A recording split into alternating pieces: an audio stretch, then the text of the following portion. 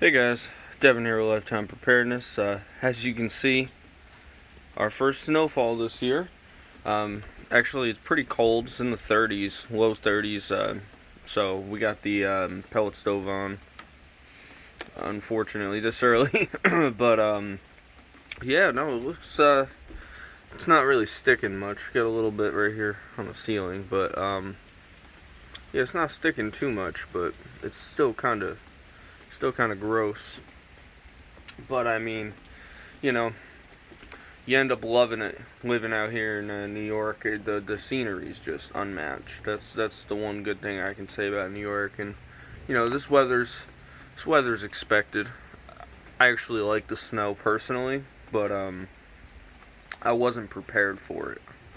I definitely wasn't prepared for it. So it is what it is. It's here. Um, so with that being said, with the snow coming, first snowfall of the year, what can we do? We can, up here in the Northeast, or if you're anywhere where there's snow, there's some things you want to prepare for. With winter being on the horizon, I've already done so.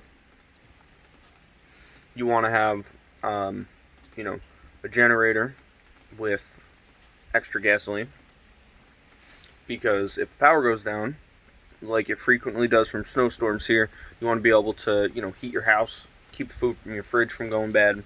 So that's really the two, and obviously charge your phones, things like that. Also having backup heat sources in case that doesn't work and run out of gas. I've lived through snowstorms where we haven't had power for weeks, for in some areas anyway. I mean, my area was probably about a week, 5-6 days. But most people don't have 5-6 days worth of fuel to run their entire house for that long. So it looks like the snow's picking up a little bit. Not too much, but definitely a little bit. But yeah, you want to have that. You want to have an actual fuel source. You want to have an actual way to heat your house. We have a couple Mister heaters, and we have those little green propane tanks, as well as I have the adapters for the bigger propane tanks. We have some 5-gallon propane tanks like we do for grills, and then we have a couple 100 and 200-gallon tanks. Looks like the wind's picking up from the snow a little bit. Was not expecting this today.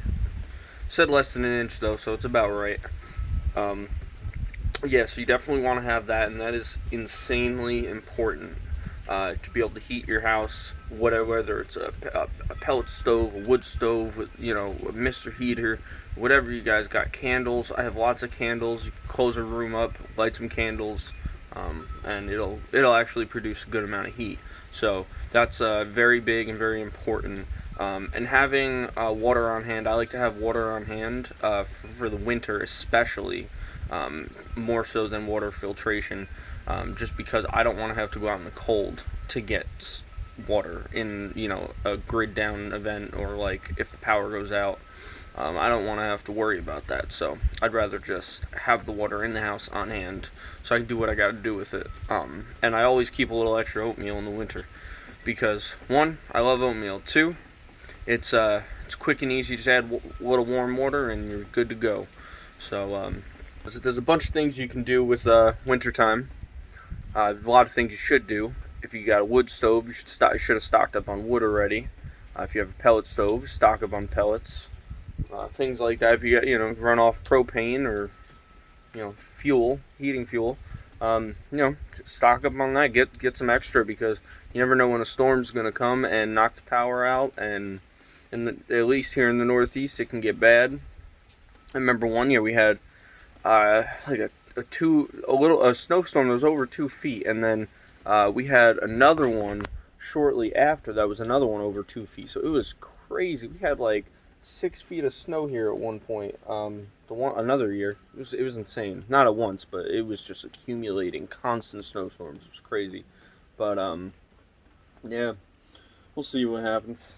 But yeah, guys, go out, stock up on your things you need for the winter. Winter clothes, get what you can now, because if an event occurs, that's why I like to go early in the season. If an event occurs, to be into winter a little bit, let's say end of November, you don't have your winter clothes, or say you need a new winter jacket because yours got ripped, or it's just really, really old and it's not, doing what it's supposed to anymore, or what you need it to.